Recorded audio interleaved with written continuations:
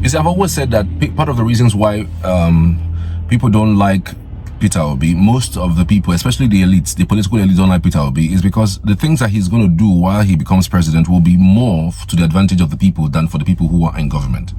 Peter Obi has been one that has advocated largely for cutting down of cost in governance and cutting down of cost in everything that has to do with, you know, office expenses. That he hates those kinds of things. That instead, there must be some distribution of wealth across board. And this is part of the reasons why those political elites will not allow him to emerge as president, because he will not serve their interest.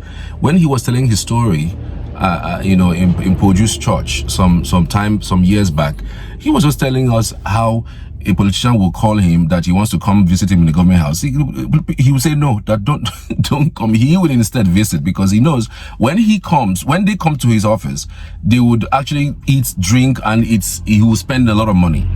But instead he does that to make sure that he doesn't spend government money frivolously. So he still feels in his heart that those types of initiative must be administered in the national level, in a situation where we would, you know, cut down on cost of governance, cut down on expenses that are frivolous, and reduce the bogus salaries that these guys take home every single month. Follow critical investment in critical areas of development. First, invest in education. Invest in health and productivity. If you do that, Africa today, in terms of land area, is the second biggest continent. Has the biggest youthful population.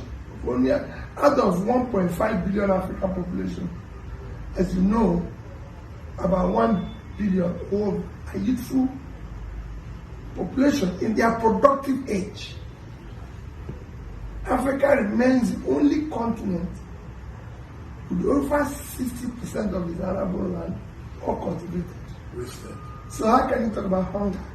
You can't talk about hunger. And I've used certain examples like India. Africa is about 30.5 million square kilometers. India is about 3,000 plus, which means Africa is 10 times India's size. India produces nearly 150 million tons of rice. Africa as a whole produces about 25 to 6,000. So India produces 6 times the amount of rice Africa produces. What if was even one that will show clearly that Africa is unproductive is that Bangladesh is around 48,000 square kilometers plus, which is less than 1%. It is about 0.05% of African size. Bangladesh, but they produce twice the amount of rice that Africa produces. So you find out that it's not going to work. It's not going, there's no way. There's no way. Even in Nigeria alone, 60% of our arable land is uncultivated. We have 923,000 square kilometers of land. Bangladesh is 148 plus. So Bangladesh is 1/6 of Nigeria's size. Yet Nigeria does not produce 10% of the amount of rice Bangladesh produces. And it's there. It's not something that is rocket science. It's there for everybody to see. So you can go on and find out that Africa has no reason to be hungry. All we need to do is to do the right thing. All these things are being affected by corruption. Because people no longer find value in hard work, in productivity, in entrepreneurship. You started your own business. You are working hard to earn a living. Today, people who have no daytime job live better than you live by far. People who have no office live like stars. So it is a crisis. So we must deal with the issue of corruption aggressively.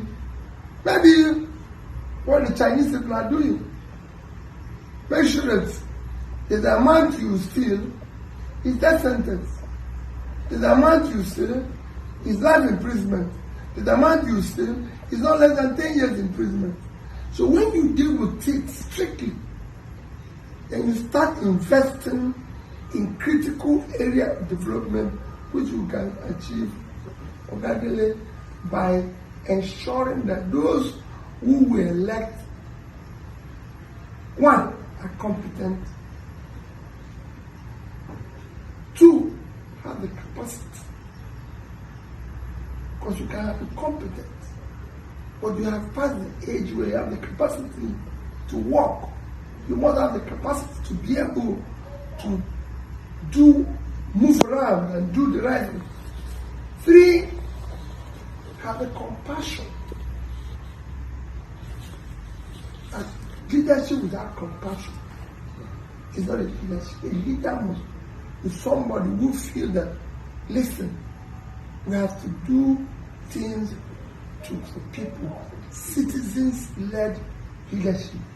You must go 24 hours thinking about the people. Anything short of that, you're wasting your time.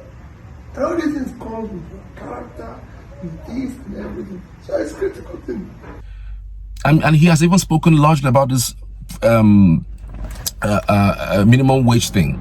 Severally. This minimum wage thing, you know, it's a no-brainer. And I'm sure it's probably going to be the first thing he's going to do, to review minimum wage to at least be at par with what is livable, you know, and distribute this wealth to reach out to people much more than what the elites will have. So that is the reason why the elites don't want him to emerge president. That's all. Because if not, does he look like somebody who is so harmful? Does he look like somebody who is a secessionist? Does he look like somebody who, I mean, if you want to know if Peter Obi is a peaceful person, it is that particular election that happened in 2023. That momentum, that early morning that the presidential election was announced, the anger he would have called for obedience to close down the streets. Do you know what would have happened? And then the worst would now be you arresting him. You just burned out the country for nothing. You know, so and now him coming out right now. Imagine a politician who has stolen Nigerian money. I mean, there are several of them, even those who are in power today, have some scores to settle with the EFCC. And largely because of the fact that they're in power, those documents that are supposed to have been, you know, used to nail them have been held down, some of them have even been destroyed. I can tell you for free. And so, you know, when somebody like that that is averse to anything, you know, corruption, he says death penalty. And as someone that is a politician who is out to steal, to kill and to destroy, you allow somebody like that to emerge president, he will not do that. He will not do that. And so this is one of the reasons why these politicians don't want Peter Obi to emerge, because he is going to practically decimate everything that's to do with corruption. I know that it's difficult for one man to fight corruption, but to some extent, that large expenses that comes with, you know, this office, that office, this office, the expenses that people just do and sign off on monies that are not supposed to sign off on, I'm 100% sure that he would have done something in that regard. All right, and now he's coming to advocate for death penalty for corrupt looters of our treasury. Imagine that. Imagine the you know, death sentence for corruption using the China model, At least it will put everybody in check, knowing that if you are caught, somehow you'll be in for it, and you are going to die. And you know, it's about time. It's about time. The only country where everybody's looking out for now is a country that will develop, even though they have their own issues, South Africa. There is no black nation on the African continent that hasn't been termed developed, owing to largely corruption. What we have used our system to do, what we have used our corrupt leaders to do to ourselves, to our resources. Imagine Nigeria having all sorts of minerals, and what we're battling is human, chaos that has to do with Boko Haram, man-made. Come on.